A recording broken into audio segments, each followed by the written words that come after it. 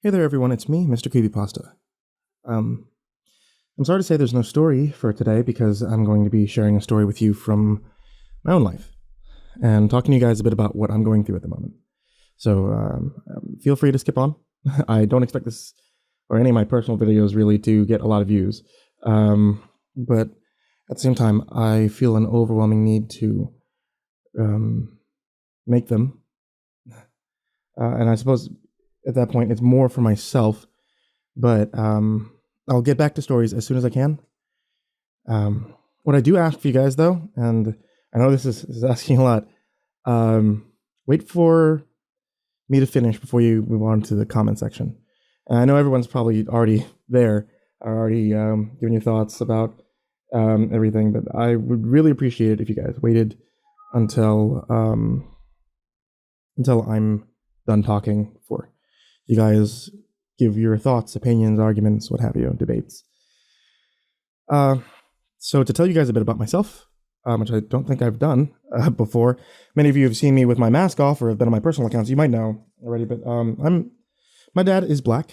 My mom is Chinese. My mom's from Taiwan, actually. She immigrated. My grandfather is black.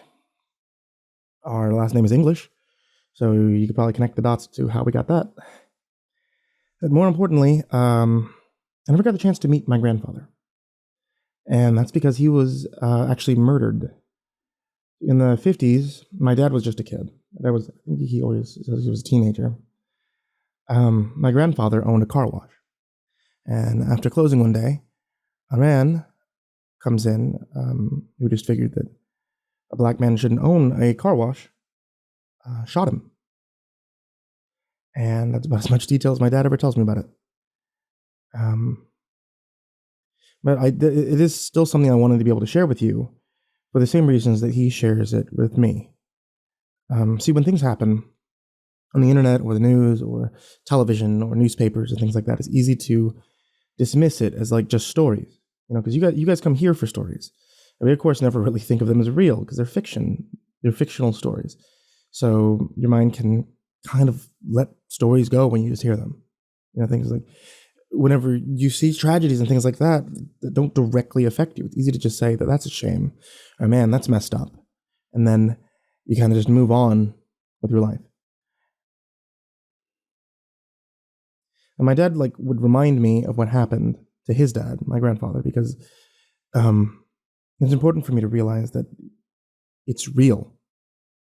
This isn't something that's like, oh, I just saw it on television, that's messed up. No, it's something that happened to us, to my family. And it's not something we can just dismiss and move on from because part of our family was taken away from us. Experiences that could have been are gone. And I never really think I understood the impact of that when I was a kid, when my dad first told me about that, until I grew older. And grew more into that thought that I actually do miss out on something for not having my family with me. And mind you, that was a long time ago, right? So this is not something that, I don't mourn this every day. I'm not like heartbroken about this every day because I didn't know my grandfather. Because ultimately I never knew him. So it's not like he was killed when I was alive. But one thing that I do feel affects me a lot more than I expected to, despite that being 70 years ago,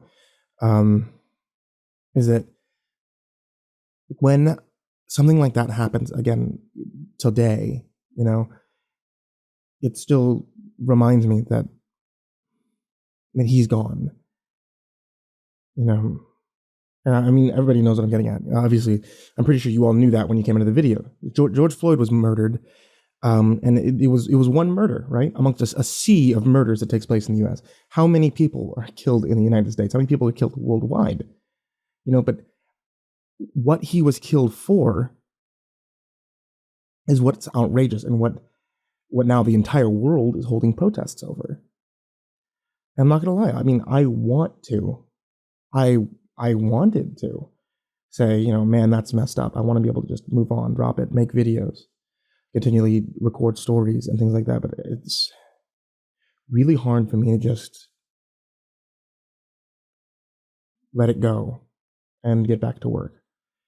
And it hits me in a way that I can't really understand almost. And I have a need that I need to do something about it, which is why I wanted to bring this to you guys, share a few thoughts with you on this. And I'm sure you've already heard about this everywhere else, because I know I can't go on Twitter or Facebook or Reddit without coming up from all different sides, new information, photographs, videos, protests. I'm sure that there's also,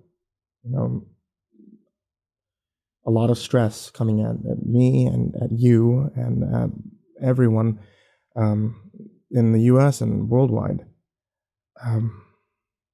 that is spurred on by the overwhelming amount of outrage and anger. And I want to say that the outrage and anger is justified. People have a right to be outraged at something that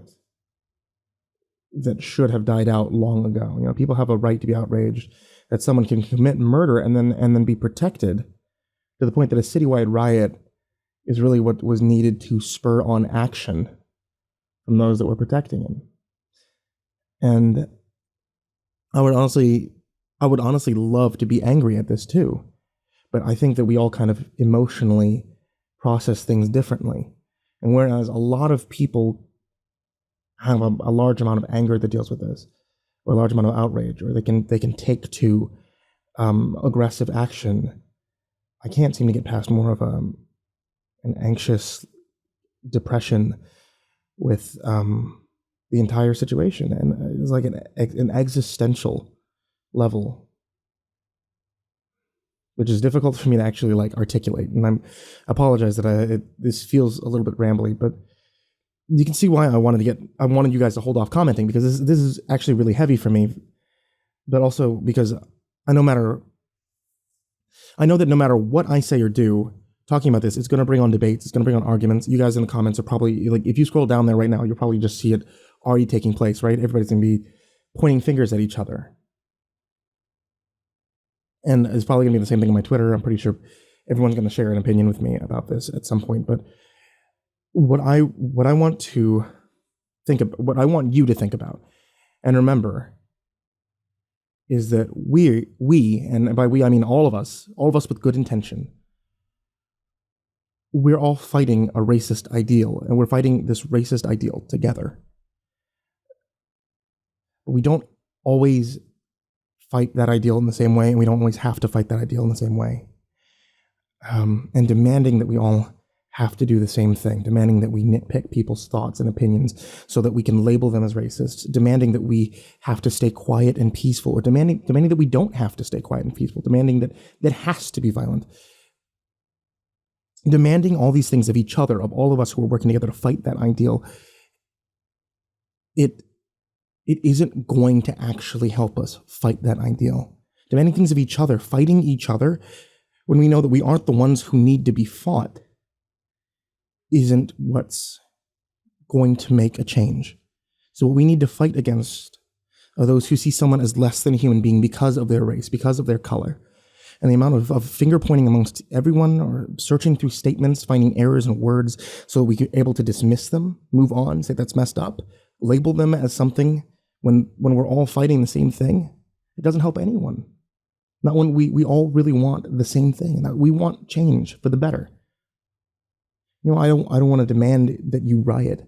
I don't want to demand that you peacefully protest either, but in the moment of history, what I feel that we all should do is make changes, or to help make changes, and making changes in how you feel you can, or you should, or you're able to. Changes in your own life, or the lives around you, to make people better. And for me, I feel like this is what I can do. I can use my platform to talk to you and to encourage all of you, and to let you know what my life is like. Let you know that what's happening isn't just something on the news. They're not just people who are faceless in some drama that doesn't involve you. That the world is still a place that we live in, and that this is real. And for you, maybe it's something else. Maybe it's your platform online too. Maybe it's joining in on protests. Maybe it's smaller than that. Maybe it's handing out water. Maybe it's encouraging your own family. Maybe it's just talking about this in your personal life. Letting people know that you love where you stand. And those are the small changes. The only thing is I just feel like you shouldn't do nothing. When we look back in history, you don't want to be the person who says, I did nothing. When really, if it's something small, even if it's something simple, whatever we have to do to make things better, to stomp out racist ideals, to end murders, or even for even just one person, it doesn't change things instantly.